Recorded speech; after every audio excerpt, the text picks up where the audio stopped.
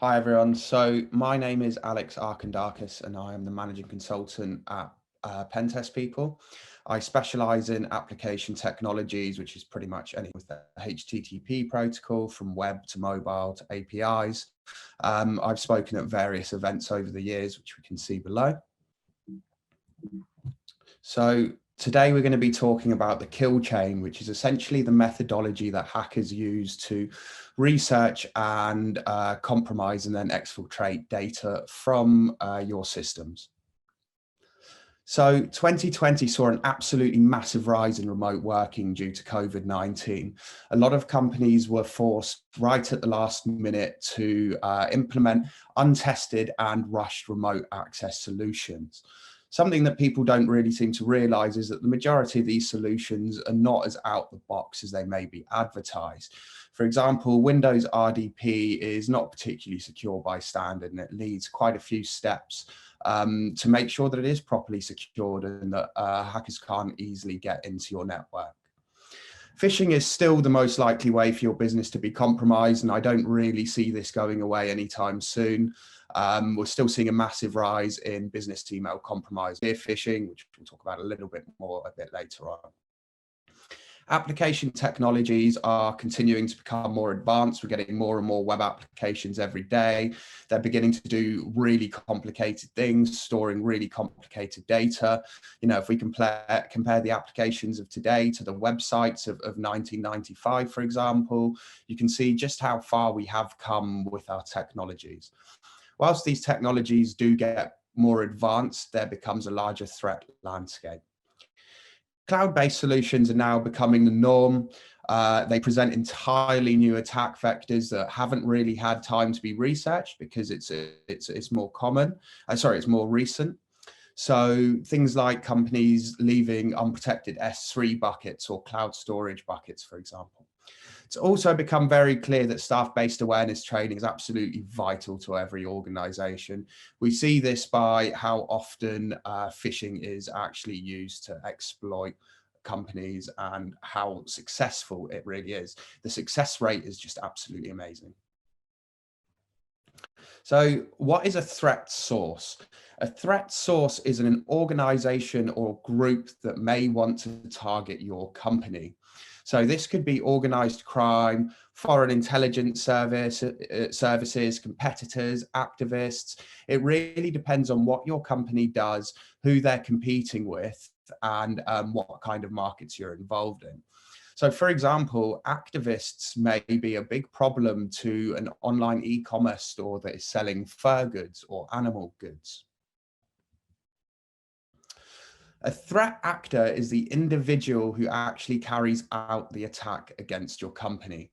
This is typically a hacker for hire, it could be a foreign intelligence agent, or it could just be your bog standard criminal that someone has gone out on the street and found and hired to perform a task for them. So a couple of considerations to have when you are analysing your threats and trying to figure out where you're most likely to be targeted from, or who's most likely to target you, or even how much impact they can have on your company. To start off with, we need to know how resourceful your threats are. So foreign intelligence service would be highly resourceful. They have a lot of money, they have a lot of equipment, they have a lot of staff that they can use as well as threat actors. Activists, on the other hand, may not. It may be, you know, a really standard person that's just very animal rights driven, that might decide that they want to try and take down a company, or they might try and take down an organization. So we've seen this quite a lot recently with particularly vegans going to sort of butchers and protesting outside of them. But how long is it until this becomes in the cyber chain? So activists trying to attack your organizations as opposed to just blocking business like that. So we need to take into account their motivation. So whilst the activists may not be resourceful, their motivation may be significant. When it comes to animal rights, when it comes to human rights, when it comes to anything like this, humans can get very carried away with how into things they get, and how motivated behind things they get. So the motivation is really, really important to consider. And then finally, what impact could they have on your company? Are they trying to steal financial data? Are they trying to steal money from you? Are they trying to affect your reputation? Could it be a competitor trying to steal your company's strategy plans?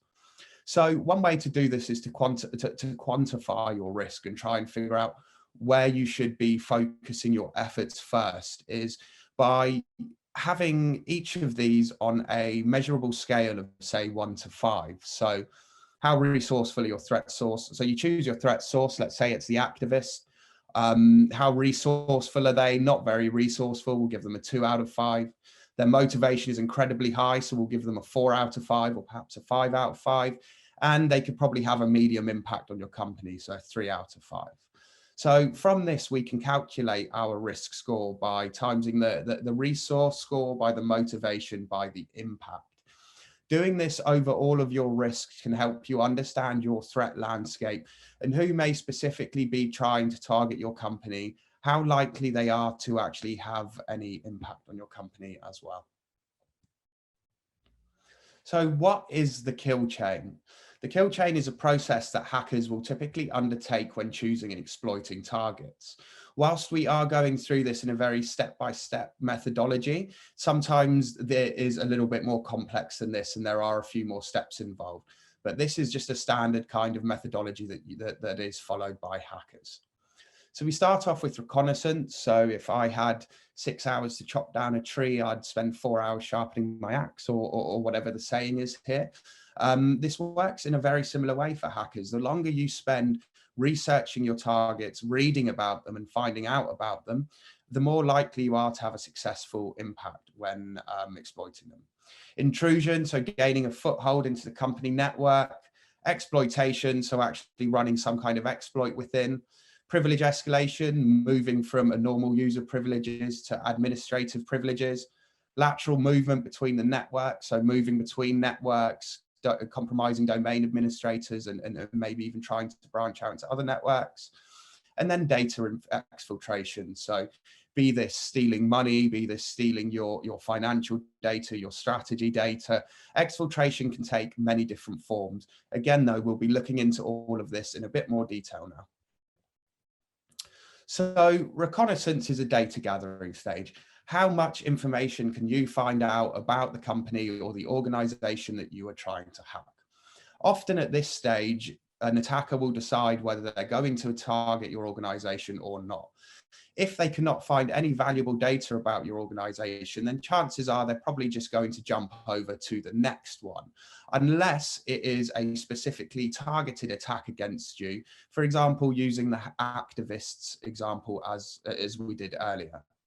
So we'll typically start off our data gathering stage with port scanning. So running a scan against your applications and your servers to see what services are externally facing.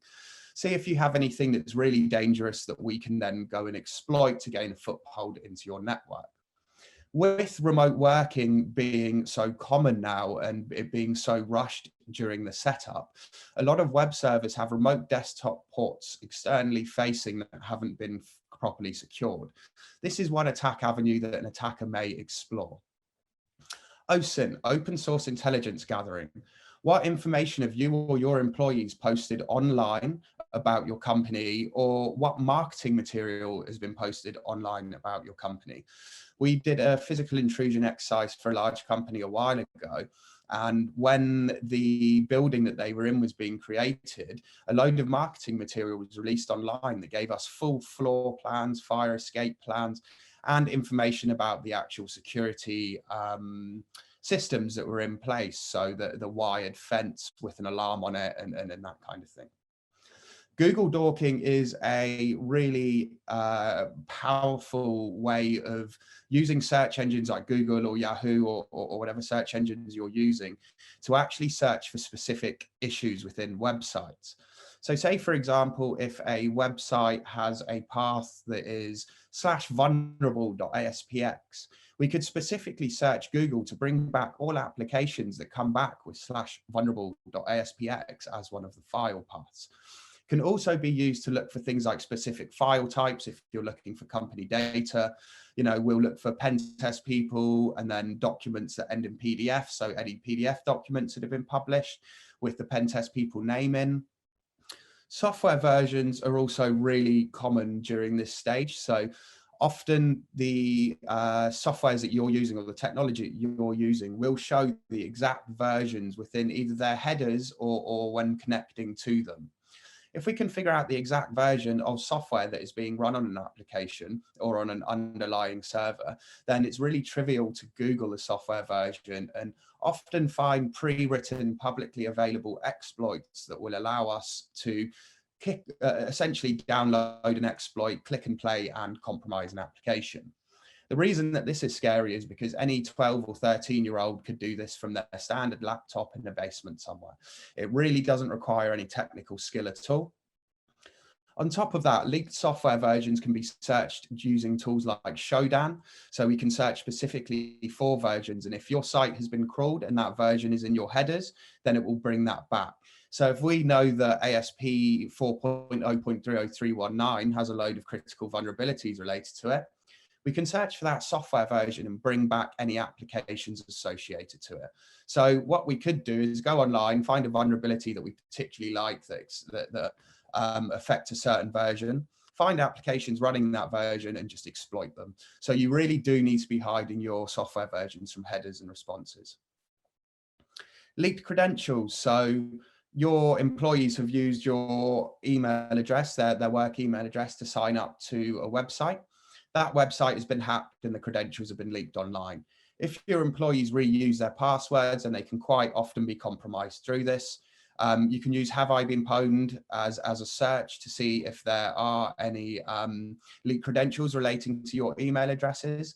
And then pen testing companies often have their own mass gathers or mass stores of leaked credentials that they will search. In this stage, we also use a lot of DNS and mail lookups to try and find out more information about the application, about the DNS configuration, and anything that might be in there that can help. Once we've looked at the reconnaissance phase and we decided that now it's time to go and attack this company, we need to get a foothold in the network. So we've already scanned to find any external services that are publicly available. So if we found any of these services that are exploitable, either through brute force attacks or whatever, at this stage, we might try and exploit them to get into the network. We might go down the route of physical intrusion. If we've looked at the building and we've researched it and we have found out that the building is insecure, or we can get in easily and plug into a server, then we won't even bother using technical attacks. An attacker will often try and break into the premises and plug directly in. Malicious email attachments, which are the most likely way your users being tricked by phishing, either downloading ransomware or remote access Trojans or whatever kind of malware that the attackers decided to load in. Phishing pages with keyloggers. So again, this is through phishing, but it's telling users to log into a phishing page that's designed to look like your company website or your Office 365 email or similar kind of client.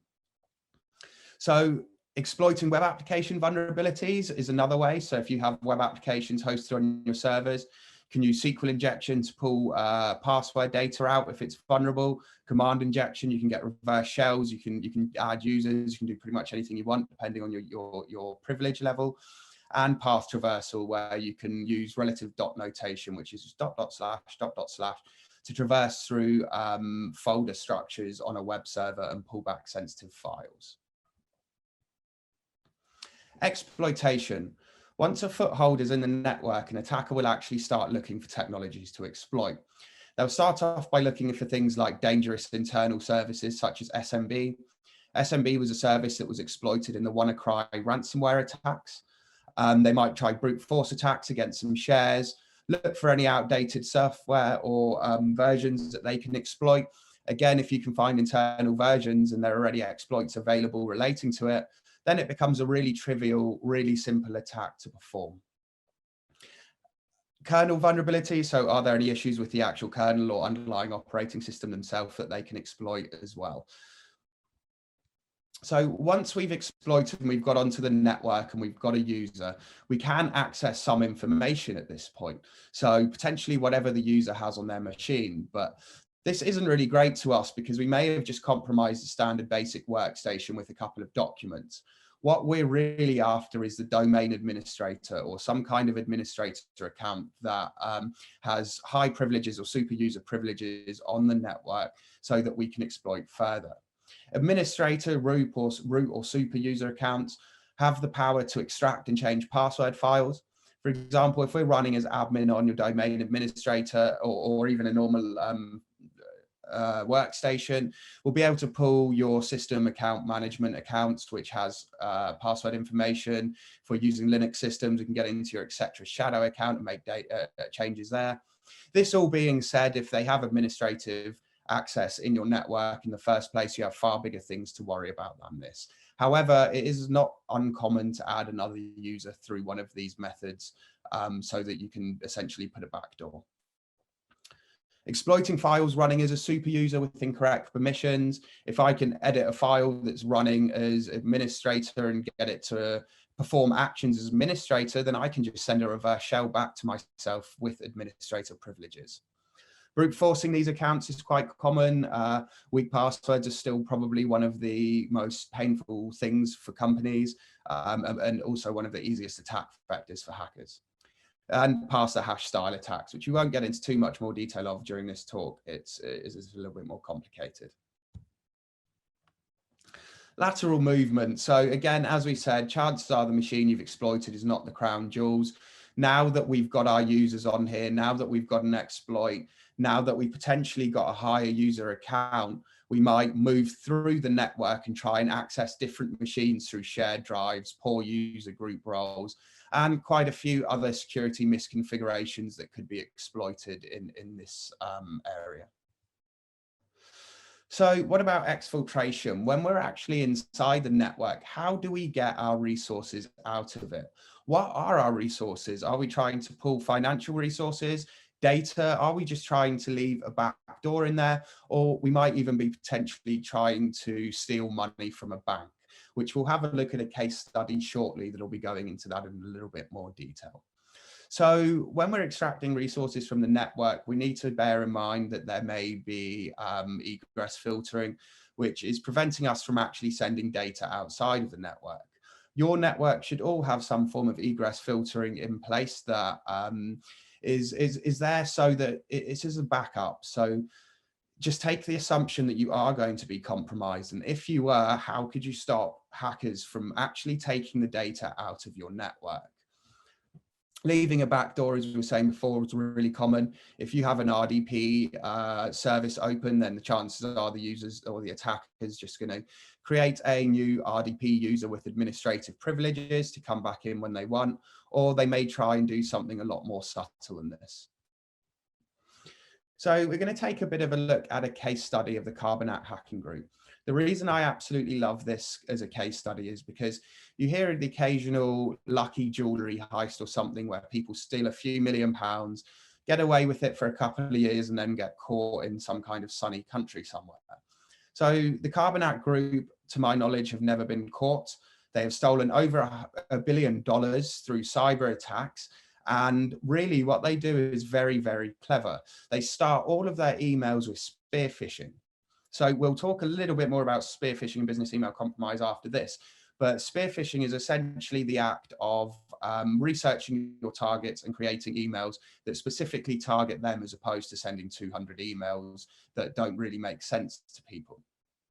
So once the Carbonate hacking group were on the, once they'd sent their spearfishing emails and whatever attachment had compromised the network, they were performing manual reconnaissance of it. So they were watching everything that was typed by staff through keyloggers.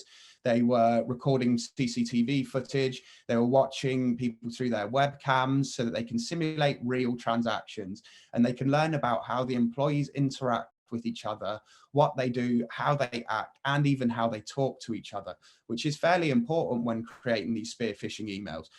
Because chances are once you've compromised one account, you're then using that account to email other people with your malicious attachments. You need to sound like that person a lot of the time. Large amounts of money, obviously billions of dollars, were transferred through SWIFT networks by ATMs and through creating high value bank accounts. So we mentioned spearfishing earlier. Phishing is the act of sending a mass email to hundreds of people with little or no prior knowledge to their victims. So we've all received some dodgy Nigerian prince emails trying to, I don't know, tell us to send them money or scam us in some way. They aren't related to us in any way, shape or form, and chances are you aren't going to click on it. Funnily enough, there is a bit of psychology research behind this. It does state that some attackers will do this on purpose because the people that they want to click on their links and not just discard it, you know, the people that are more likely to fall for this kind of thing, they want that audience. That is their target audience. It is the sort of lowest 1% of technical ability people that they'll be targeting through that.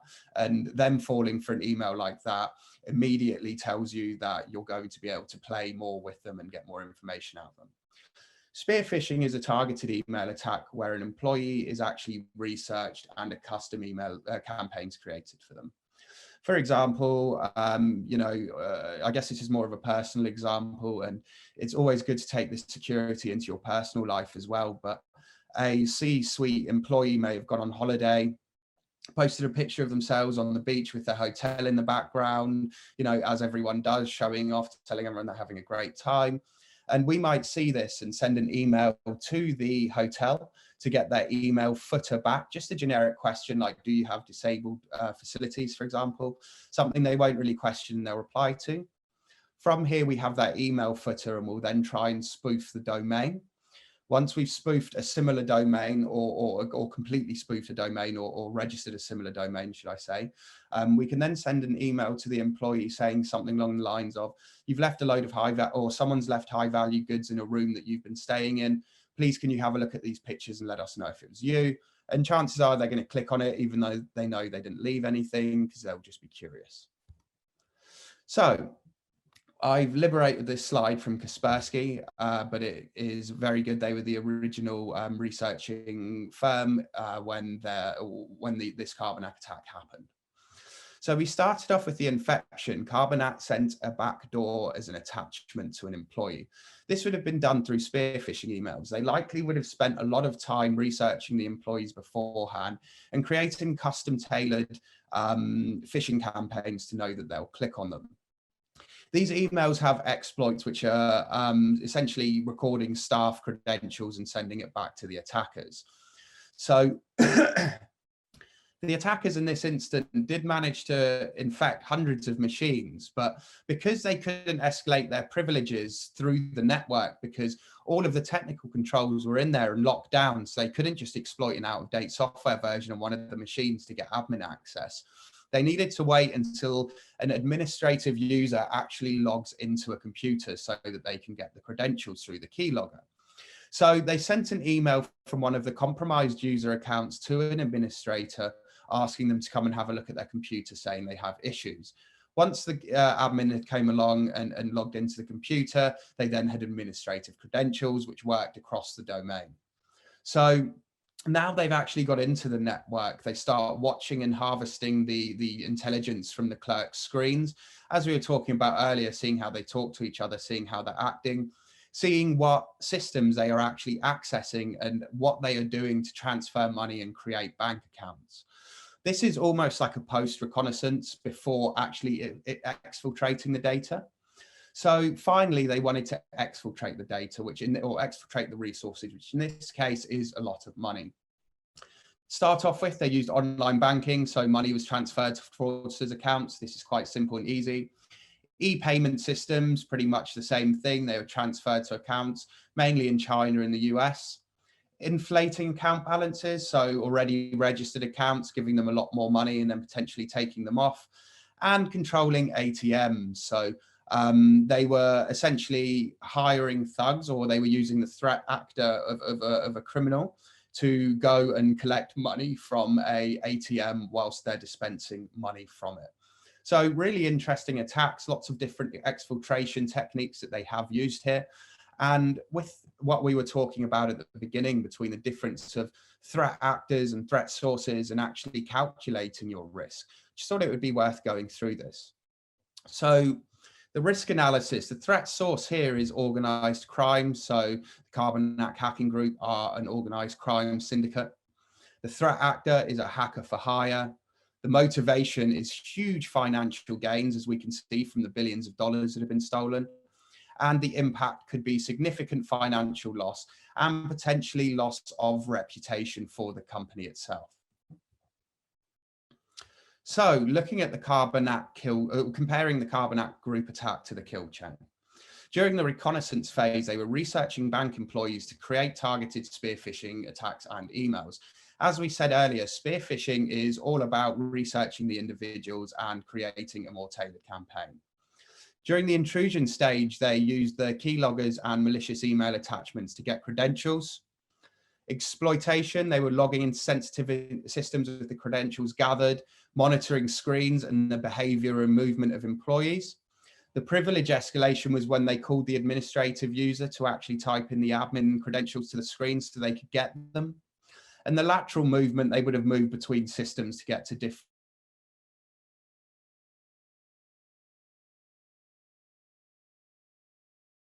place than the high accounts.